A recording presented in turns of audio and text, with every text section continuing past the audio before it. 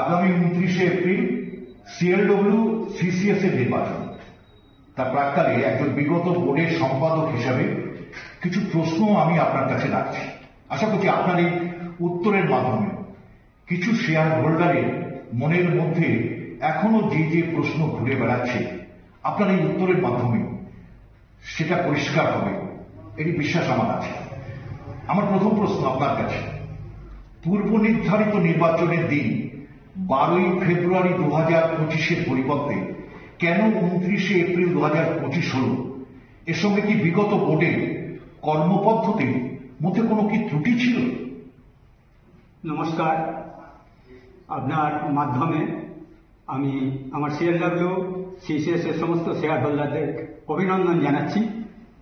আগামী নির্বাচন সামনে, এই নির্বাচন নিয়ে যে প্রশ্ন লোকের মুখে ঘুরছে, 12ই ফেব্রুয়ারি কেন ইলেকশন হলো না? সিএলডব্লিউ সিসিএস এর যে কর্মপদ্ধতি, সেই কর্মপদ্ধতি অনুযায়ী অনেক আগেই আমরা আমাদের এআরসিএস অফিসে আমাদের ইলেকশনের নোটিফিকেশন করার জন্য জানানো হয়েছিল এবং যথাসময়ে তারা নোটিফিকেশন করেছেন এবং ইলেকশনের যে সমস্ত কর্মপদ্ধতি সেগুলো আমরা নিয়ম মেনেই করেছিলাম। কিন্তু যখন এখানে পুলিশ পারমিশনের প্রশ্ন হয়েছিল, সেই পুলিশ পারমিশনের প্রশ্নে দেখা গেল যে বোর্ড পরীক্ষার কারণে এই ইলেকশনকে স্থগিত রাখা হচ্ছে। আপনারা যদি সিএলডব্লিউ সিসিএস এর ওয়েবসাইটে যান তাহলে দেখতে পাবেন সঠিক কারণ কি। এআরসিএস এই ইলেকশন আমরা বন্ধ করিনি, আমরা 12 ফেব্রুয়ারির জন্য নোটিফিকেশন আমরা করিনি। এখানে একটা ইলেকশন নির্ধারিত ইলেকশন কমিশন আছেন, তারা করেছিলেন এবং স্থগিতাদেশ তারাই দিয়েছিলেন। তো আমাদের সিসিএস এর যে ওয়েবসাইট, সেই ওয়েবসাইটে আপনারা গিয়ে দেখতে পাবেন তাদের সেই নোটিশ, যে নোটিশের মাধ্যমে, চিঠির মাধ্যমে এটা স্থগিত করা হয়েছিল, সেখানে কারণও লেখা আছে কোন কারণের জন্য এটা বন্ধ করা হয়েছিল। এবং আমরা খুশি যে এই ইলেকশন আগামী 29 তারিখে হচ্ছে এবং আমরা জানি যে শেয়ার হোল্ডাররা এতে স্বতঃস্ফূর্তভাবে অংশগ্রহণ করে তাদের সঠিক মতামত প্রদান করবে। ঠিক আছে, আমার দ্বিতীয় প্রশ্ন, 2010-এর আগে শেয়ার হোল্ডাররা নির্বাচনে অংশগ্রহণ করেন, তারপরে তিনবার নির্বাচন হয়েছে। এই 2010-এর আগে যে নির্বাচন হয়নি, এটা হয়নি না এর পেছনে অন্য কোনো কারণ ছিল? দেখুন, 1952 সাল থেকে সিএলডব্লিউ কোঅপারেটিভ সোসাইটি কাজ করছে এবং সেই সময় সরাসরি রেলের এখানে হস্তক্ষেপ ছিল, রেলের অফিসাররা এখানে থাকতেন। পরবর্তী ক্ষেত্রে তারা সরে যান এবং শেয়ার হোল্ডাররাই তার পরিচালনার দায়িত্ব নেয় এবং তখনকার সময় থেকে আজ অবধি নিয়ম করে নির্বাচনের জন্য নোটিফিকেশন করা হতো। তখন তো এত আমাদের হোয়াটসঅ্যাপ ছিল না, এ সমস্ত মিডিয়াও ছিল না। আমাদের পূর্ববর্তী যারা ছিলেন তারা নির্দিষ্ট জায়গায় বিজ্ঞাপন দিতেন, সেখানে নির্দিষ্ট সময়ে কোনো প্রতিদ্বন্দ্বী এসে পৌঁছাত না। যারা সেখানে অংশগ্রহণ করতেন শুধুমাত্র আমাদের লেবার ইউনিয়নের মনোনীত প্রার্থীরাই সেখানে অংশগ্রহণ করতেন। কোনো প্রতিদ্বন্দ্বী না থাকায় 2010-এর আগে পর্যন্ত কখনো ইলেকশন হয়নি। কিন্তু নিয়ম মেনে প্রত্যেকবারই, তখন ছিল 3 বছর অন্তর, 3 বছর অন্তর সেই নোটিফিকেশন করা হতো। সেখানে প্রতিদ্বন্দ্বিতা না থাকলে যারা সেখানে মনোনয়ন দিতেন তারাই পরিচালনার দায়িত্ব নিতেন।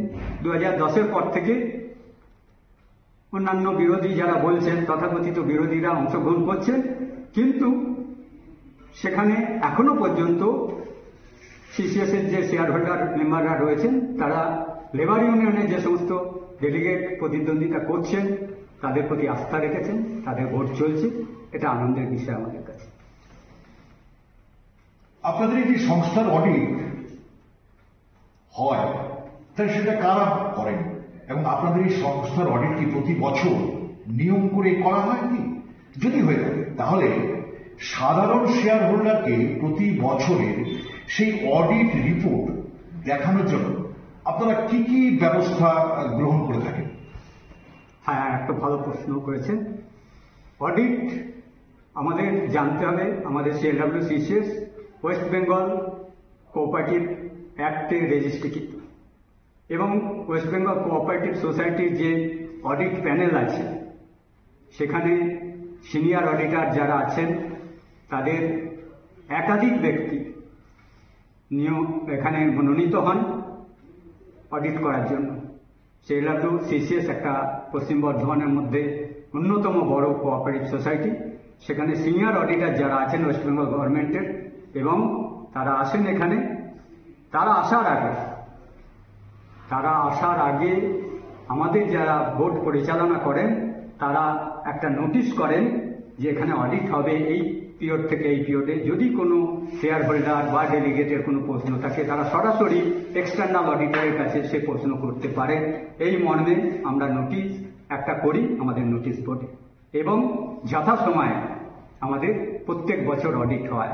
তার অন্যতম কারণ হচ্ছে অডিট হওয়ার পরে আমাদের ট্যাক্স অডিট হয় এবং ট্যাক্স জমা দেওয়ার যে পদ্ধতি আছে সেটা সঠিক সময় অডিট না হলে যে ট্যাক্সের ব্যাপার আছে তাতে আমরা অনেক ফাইনে পড়ে যাব। সেই জন্য যথাসময়ে আমাদের অডিট হয় এবং অডিট হওয়ার পরে আমরা নিয়ম করে প্রত্যেক বছর অ্যানুয়াল জেনারেল মিটিং করি। এই অ্যানুয়াল জেনারেল মিটিংয়ে আমরা পুস্তক আকারে এই যে পুস্তক আপনারা দেখতে পাচ্ছেন এই সিএলডব্লিউ যে আমাদের অ্যানুয়াল রিপোর্ট, এই অ্যানুয়াল রিপোর্টের মধ্যে আমাদের প্রত্যেক বছর বাই নেম এটা আমার নামের বই, বাই নেম প্রত্যেক ডেলিগেটের এখানে আমরা একটা করে পুস্তক করি অ্যানুয়াল রিপোর্ট। এই অ্যানুয়াল রিপোর্টের মধ্যে আপনারা দেখতে পাবেন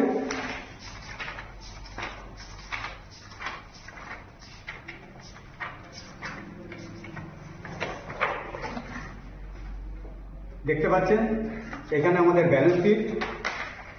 আপনারা দেখুন আমাদের ব্যালেন্স শিট। আমরা এই ব্যালেন্স শিট প্রত্যেক ডেলিগেটের হাতে আমরা পৌঁছে দিই এবং এইখান থেকে আমরা আশা করব যে ডেলিগেটের একটা নৈতিক কর্তব্য হচ্ছে শেয়ার হোল্ডারের কাছে এটা পৌঁছে দেওয়া। যদি ডেলিগেটরা সে কাজ না করছে তাহলে একজন সাধারণ শেয়ার হোল্ডার হিসেবে আপনার অধিকার রয়েছে আপনারা যে ডেলিগেটকে নির্বাচিত করছেন তার কাছে আপনারা জানতে চান যে সিএলডব্লিউ সিসিএস এর যে এজিএম হলো সেখানে আপনাদের যে অডিট রিপোর্ট দেওয়া হয়েছে সেখানে কিছু অসঙ্গতি আপনারা দেখেছেন কিনা, অথবা আপনাদের যা জানার থাকে আপনারা ডেলিগেটের মাধ্যমে অথবা সিসিএস অফিসে সরাসরি এসে দেখতে পারেন। আমি বলবো যে আপনারা ডেলিগেটের মাধ্যমে এটাকে জানার চেষ্টা করুন, কারণ ডেলিগেট কি কাজ করছে এটা আপনাদের জানা উচিত। আপনি একজন শেয়ার হোল্ডার হিসেবে ডেলিগেটকে নির্বাচিত করছেন, 5 বছর ধরে সে কি কাজ করছে সেটা জানার জন্য আপনাদের অবশ্যই ডেলিগেটের সঙ্গে যোগাযোগ রাখতে হবে এবং এই যে অডিট রিপোর্ট এখানে বিস্তৃতভাবে সমস্ত কিছু দেওয়া আছে সেটা জানা উচিত। আপনার এই উত্তরের মাধ্যমে আমরা অবগত হলাম যে অডিট সঠিক সময়ে প্রত্যেক বছর নিয়ম করেই হয় এবং তার রিপোর্ট সমস্ত ডেলিগেটসকে তার নাম ধরেই একটা পুস্তক আকারে আপনারা দেন যাতে সমস্ত শেয়ার হোল্ডার অবগত হন, এটি তো। এবং এখানে আমার আরেকটু বলার আছে, এই যে অডিট রিপোর্টটা আমরা দিই ডেলিগেটে, এটা এজিএম এ যতক্ষণ না স্যাংশন হচ্ছে, তারা যতক্ষণ না এটা স্যাটিসফাই হয়ে স্যাংশন করেন ডেলিগেটরা এজিএম, ততক্ষণ এই অডিট রিপোর্টটা কিন্তু পাস হবে না। আমরা যতবারই দিয়েছি ততবারই হাউসের মধ্যে বিভিন্ন রকম আলোচনা হয়েছে এবং এটা আপনাদের মাধ্যমে আমি জানাতে চাই যে এই অডিট রিপোর্ট বা অ্যানুয়াল রিপোর্ট আমরা এজিএম এর 2-3 দিন আগে ডেলিগেটের হাতে পৌঁছে দিই, যার মাধ্যমে তারা ভীষণভাবে পড়াশোনা করে আসতে পারে। তো পড়াশোনা করে আসার পরে তাদের যদি কিছু কোয়ারিজ থাকে তারা যেন করতে পারে এবং তার সঠিক উত্তরও যেন আমরা দিতে পারি। আচ্ছা, আমার নজরে এর মধ্যে একটা খবর এসেছে, কোন একজন শেয়ার হোল্ডারের তার বেতন থেকে সেভিংস অ্যাকাউন্ট এবং আপনাদের ওই সিএমপিডিতে যে ডিডাকশন হয়ে এসছে যে অ্যামাউন্টটা, কিন্তু সে যখন সেই বইটি আপডেট করতে গেছে সিসিএস এ, তখন দেখা গেছে তার পেমেন্ট থেকে যে টাকাটা কেটে আসছে তার সঙ্গে যখন এই সিএমটিডি বই বা সেভিংস বই আপডেট করছে তার সঙ্গে কিছুটা অসঙ্গতি। এই ধরনের কোনো ঘটনা কি আপনার নজরে এসেছে? যদি এসে থাকে তাহলে এর কারণটা। হ্যাঁ, একটু বলি। প্রথম কথা হচ্ছে, তর্কের খাতিরে ধরে নিই যদি কারো সেভিংস বই বা সিএমটিডি বই হারিয়ে যেয়ে থাকে, তাহলে কি তার ওই বইয়ের মধ্যে যেটুকু টাকা ছিল সে আর পাবে না? এমন ঘটনা ঘটেছে কখনো? আমরা সিএলডব্লিউ স্যালারি থেকে যে টাকা কেটে আসে সেই টাকা ডাইরেক্টলি তার অ্যাকাউন্টে আমরা ট্রান্সফার করি। হ্যাঁ, হতে পারে প্রিন্টিংয়ের ব্যাপারে আমরা সবাই সরগর নই, হতে পারে টেকনিক্যাল কোনো প্রবলেমের জন্য অটোমেটিক যে প্রিন্টিং মেশিন আমরা ব্যবহার করছি তাতে সাময়িক কোনো সমস্যার জন্য তার প্রিন্টিংয়ে ভুল হতে পারে। আর এখানে প্রসঙ্গত বলে রাখতে হবে, ব্যাংক বা অন্যান্য জায়গায় যে প্রিন্টিং মেশিন যারা ব্যবহার করে তাদের একটা মাত্র সেভিংস বই অপারেট করতে হয়। আমাদের এখানে ডুয়েল অপারেশন, দুটো বই, সিএমটিডি বই এবং সেভিংস বই দুটোই অপারেট করতে হচ্ছে একই মেশিনের মাধ্যমে। এবং শেয়ার হোল্ডারদের আমি অনুরোধ করব, আপনাদের মাথায় রাখতে হবে এই সংস্থা প্রিন্টিং মেশিন নতুন বসিয়েছে এবং এই সংস্থা, আমি আগেও বলেছি, আগে একটা কথাতে আমি বলেছি যে এটা কিন্তু ব্যাংক নয়, আমাদের আপনারাই মালিক, আপনাদের ধৈর্য রাখতে হবে। কোথাও সমস্যা থাকতে পারে, প্রিন্টিং মেশিনের কোথাও সমস্যা হয়েছে, সেই দিনের সমস্যা হয়েছে, কিন্তু এটা কোনো ইস্যু হতে পারে না যে কারোর টাকা বইয়ে ব্যালেন্সে ভুল দেখাচ্ছে। হতেই পারে, এটা কোনো ঘটনা হতে পারে, কিন্তু তার অ্যাকাউন্ট যদি সে সঙ্গে সঙ্গে নির্দিষ্ট কর্মচারীর কাছে যান, সে তার ব্যালেন্স বলে দেবে। আমার ধারণা 75 বছর হতে চলল, এখনো পর্যন্ত কোনো একজন শেয়ার হোল্ডার নেই যে বলতে পারছে তার জমানো টাকা কোথাও ভুল হয়েছে বা অন্য কেউ নিয়ে নিয়েছে। প্রচুর রিটায়ারমেন্ট লোককে আমরা দেখি যারা এখনো পর্যন্ত বলে যায় যে না, এটা আমাদের নিজস্ব সংস্থা এবং এটা সঠিক সুষ্ঠুভাবে চলছে, এখানে কোথাও ভুল নাই। আচ্ছা, আপনারা এই যে ডিভিডেন্ড বছরে কি একবার প্রদান করেন না দুবার? আমার কাছে একটা খবর এসেছে কোন একটি বছরে আপনারা নাকি দুবার ডিভিডেন্ড দিয়েছেন। তাহলে তো প্রত্যেক বছরই দুবার হওয়ার কথা। আবার বিগত দিনে আমরা দেখেছি বছরে একবার করে দিতে। তাহলে যে বছরে দুবার মাত্র দেওয়া হয়েছে তার কারণটা? একটা প্রশ্ন ভালো করেছেন আপনি। তো এখানে আমার উত্তর হচ্ছে, দেখুন, ডিভিডেন্ড আমরা যেটা দিয়ে থাকি সেটা বিগত বছরে দিয়ে থাকি। আমাদের সর্বোচ্চ ক্ষমতা হচ্ছে এজিএমে আমাদের ডিভিডেন্ডকে পারমিশন দিতে হয়। তো আমরা যেটা আপনি বলছেন দুবার দেওয়ার কারণ হচ্ছে আমরা 22-23-এর যে ডিভিডেন্ড আমরা প্রদান করেছিলাম 2022 এবং 23-এ, সেটা আমরা মার্চ 2024-এ দিয়েছিলাম। এবং আমরা গর্বের সঙ্গে বলতে পারি, আনন্দের সঙ্গে বলতে পারি যে 2023-24-এর যে অডিট, সে অডিট আমরা সেপ্টেম্বরের আগেই, আমাদের এজিএমের আগেই আমরা করে ফেলেছিলাম, কমপ্লিট হয়ে গেছিল। যার জন্য সেপ্টেম্বরে আমরা যে এজিএম করেছিলাম 2023-24-এর অডিট রিপোর্ট আমরা সেখানে পেশ করেছিলাম। আপনার কাছে আমার প্রশ্ন, যদি আমার 23-24-এ অডিট রিপোর্ট হয়ে যায়, যদি 23-24-এর ডিভিডেন্ড আমরা সেপ্টেম্বর মাসে ঘোষণা করি, তাহলে বোর্ড কোন অধিকারে সে টাকা, শেয়ার হোল্ডারের টাকা আটকে রেখে 2025-এ দেবে? আমার নিজের মনে হয় যে সেক্ষেত্রে এজিএমে এটা পারমিশন দেওয়া হয়েছিল যে 2023-24-এর যে ডিভিডেন্ড, সেই ডিভিডেন্ড আমরা আমাদের এজিএমের পরেই বিফোর, এবং তখন উৎসব চলছিল, বিফোর কালী পুজো, দেওয়ালি, ছট পুজো, আমরা এটা দিয়েছি। এবং আমি আশা রাখছি আগামী দিনে যারা পরিচালনায় আসবেন তারা সময়টাকে আরো সংক্ষিপ্ত করে আনবেন। 2024-25-এর যে ডিভিডেন্ড, সেই ডিভিডেন্ড হয়তো দুর্গাপুজোর আগেও দেওয়া হতে পারে বলে আশা করছি। যাক, এইটা একটা ভালো উত্তর আপনার কাছ থেকে পেলাম। অনেকের মধ্যে এই প্রশ্নটা ঘোরাফেরা করছে যে যদি কোনো একটি বছরে দুবার হয়ে থাকে তাহলে প্রতি বছরে কেন দুবার হবে না, এটা আসলে পরিষ্কার। আচ্ছা, আপনাদের যে সিএমটিডি অ্যাকাউন্টে শেয়ার হোল্ডাররা যে প্রতি মাসে যে টাকাটা জমা করেন, তার যদি কোনো কারণে প্রয়োজন হয়, সেভিংস অ্যাকাউন্টের মতো ওই সিএমটিডি অ্যাকাউন্টের টাকাও কি তিনি উইথড্র করতে পারেন? যদি না পারেন তাহলে তার কারণটা?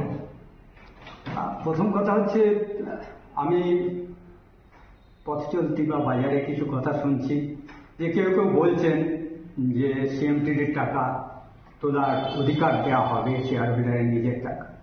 প্রথম কথা হচ্ছে, সিএমটিডিটা কি আগে আমাদের জানতে হবে। Credit society and theft account দুটো অঙ্গাঙ্গিভাবে যুক্ত।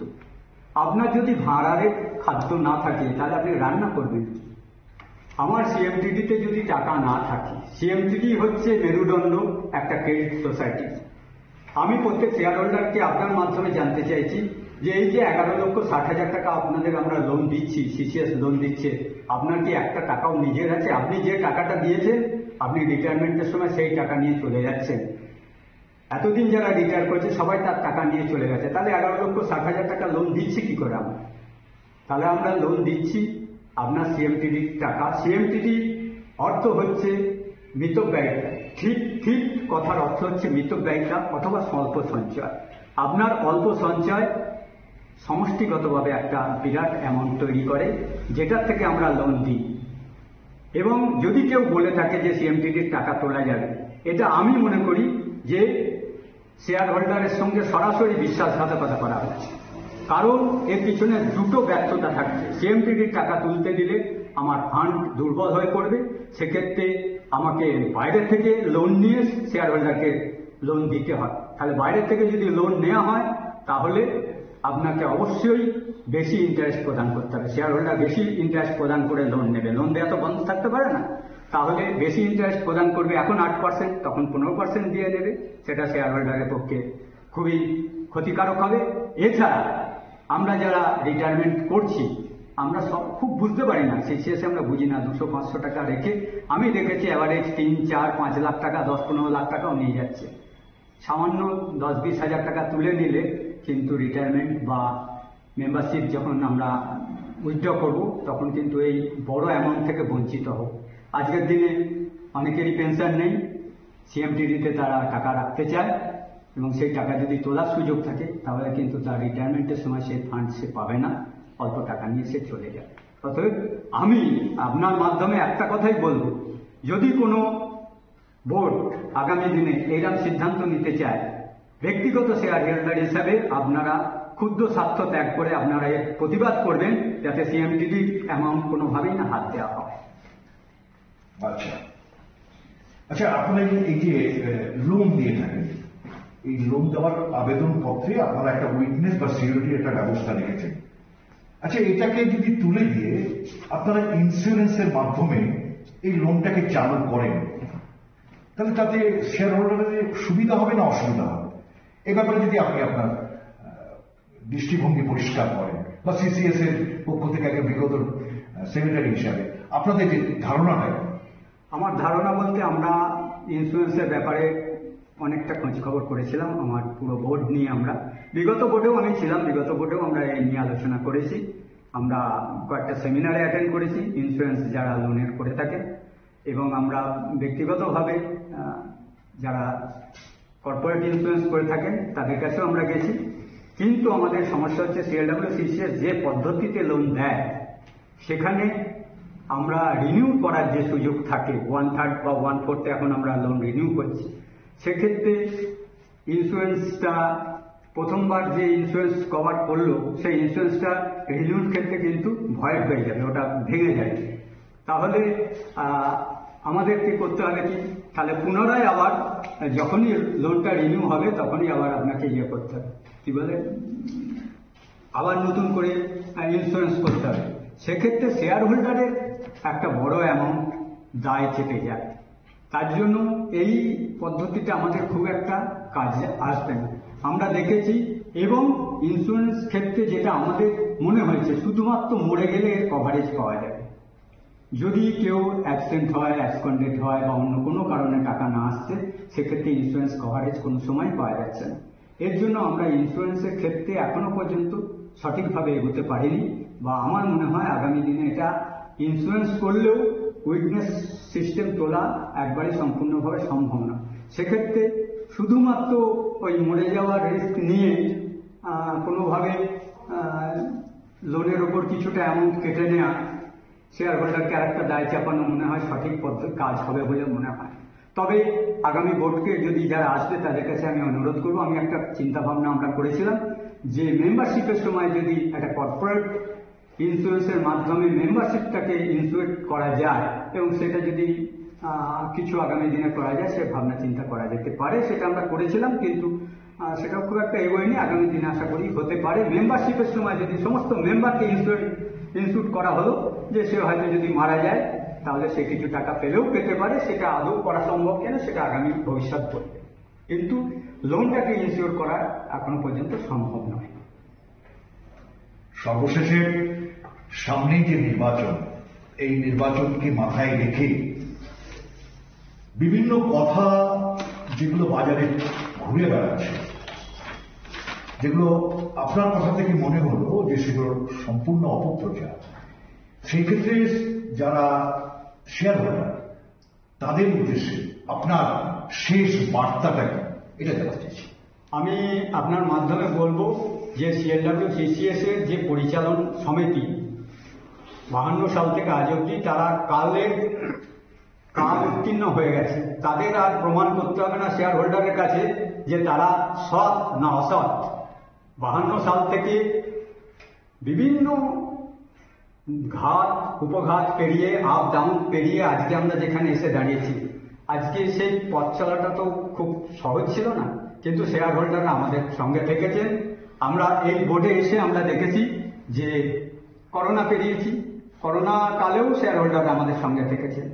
আমি আপনার মাধ্যমে এই ভিডিওর মাধ্যমে আমি সমস্ত শেয়ার হোল্ডারের কাছে হাত জোড় করে তাদেরকে অভিবাদন জানাবো, তাদেরকে নমস্কার জানাবো যে তারা আমাদের সঙ্গে থেকেছেন, তারা আমাদের আস্থা রেখেছেন, তারা আমাদের বিশ্বাস করেছেন এবং আমাদেরকে যে দায়িত্ব তারা দিয়েছিলেন, আমি আশা রাখি আমার বোর্ড, আমার ডেলিগেট সবাই সেটা সঠিকভাবে পালন করতে পেরেছেন এবং প্রতিনিয়ত আমার এই বোর্ড আগামী দিনে যাতে সিসিএস একটা উজ্জ্বল হয়ে ওঠে পশ্চিম বর্ধমান তথা পশ্চিমবাংলায়, সে কাজ করে চলেছে এবং আমরা সফল হয়েছি। শেয়ার হোল্ডাররা নিশ্চয়ই জানেন, নিশ্চয়ই বলবেন এবং আমি আশা রাখবো আগামী 29 এপ্রিল যে গণতান্ত্রিক পদ্ধতির মাধ্যমে নির্বাচন হতে চলেছে, সেই নির্বাচনে সমস্ত শেয়ার হোল্ডার আমার সিএলডব্লিউ লেবার ইউনিয়নের যে সমস্ত প্রার্থী নির্বাচনে অংশগ্রহণ করেছেন তাদেরকে ভোট দেবেন, বিপুল ভোট দিয়ে জয়যুক্ত করবেন। এবং আজকের দিনে দাঁড়িয়ে একটা কথা আমার বারবার বলতে ইচ্ছা হচ্ছে, মানে বলার দরকার, যেটা যে আজকে সিএলডব্লিউ সিসিএস যে উচ্চ পর্যায়ে চলে গেছে, সেখানে পরিচালন করতে গেলে সৎ, নিষ্ঠা এবং অভিজ্ঞতাটা খুব জরুরি। অভিজ্ঞ পরিচালক বোর্ড না হলে কিন্তু এর চালানো খুব মুশকিল হবে। সামান্য ভুল সিদ্ধান্ত কিন্তু একটা সোসাইটিকে ধ্বংস করার জন্য যথেষ্ট। আমি আশা রাখবো যে আমাদের প্রতি আপনারা যে বিশ্বাস দেখিয়ে গেছেন এত বছর ধরে, আগামী দিনেও রাখবেন এবং আপনার ফান্ড, আপনার যে টাকা, আপনার লোন সুনিশ্চিত আছে। আপনারা যেমন আমাদের ভোট দিয়ে নির্বাচন করে রাত্রের ঘুমান আর রিটায়ারমেন্ট বা লোনের ক্ষেত্রে সঠিক সময় পেয়ে যান, আগামী দিনেও সেটা যেন বজায় রাখতে পারি, সবাই রাখে। সেই জন্য সিএলডব্লিউ লেবার ইউনিয়নের যে সমস্ত ক্যান্ডিডেট রয়েছে তাদেরকে বিপুল ভোটে জয়ী করুন এবং পরিচালন সমিতি তৈরিতে লেবার ইউনিয়নের সদস্যদের ধন্যবাদ।